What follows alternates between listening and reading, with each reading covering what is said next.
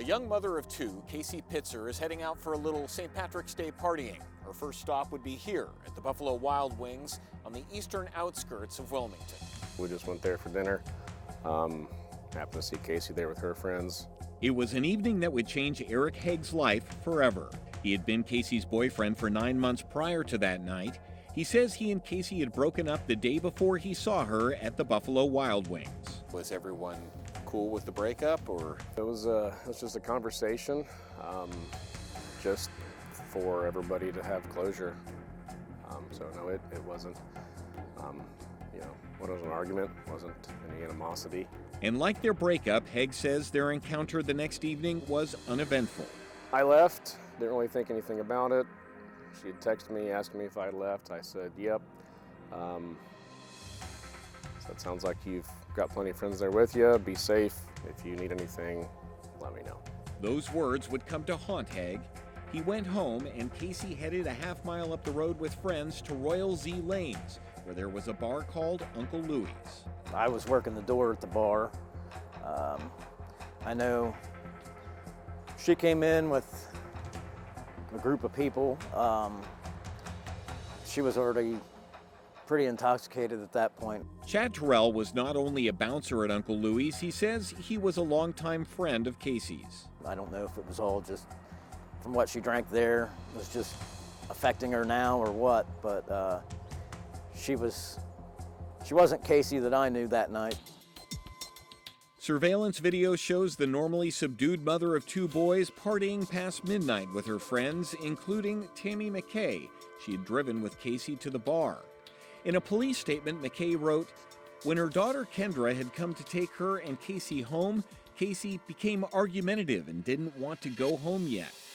Terrell says the two actually got in a scuffle in the parking lot. The last time I saw Casey, she was walking towards the bypass. McKay told police Kendra said, "I'll take you home and Michael, Kendra's boyfriend, will look and get Casey."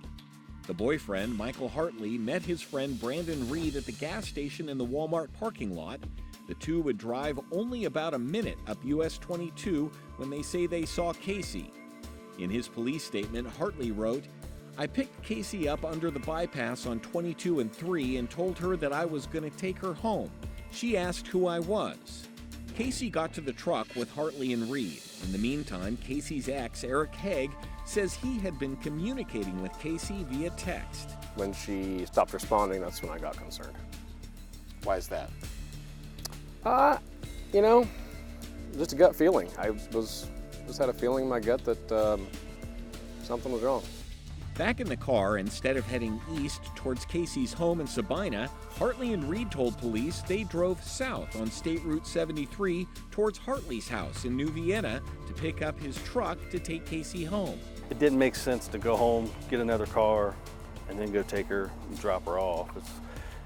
Sabina's not that, probably about the same distance from where they had lived.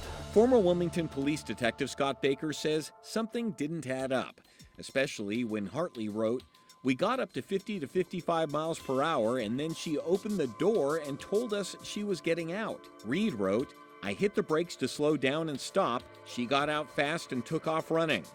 The men indicated Casey was running toward a retention pond where her body would be found a week later. Something, in my opinion, happened in that car for her to get out of that car. And there's only 3 people, that were in that car, and one of them can't talk. Sure, you could stop watching now, but let's be honest, you want to see more. So click some of those links, or better yet, go ahead and tap subscribe. That way you'll catch more content from Local 12.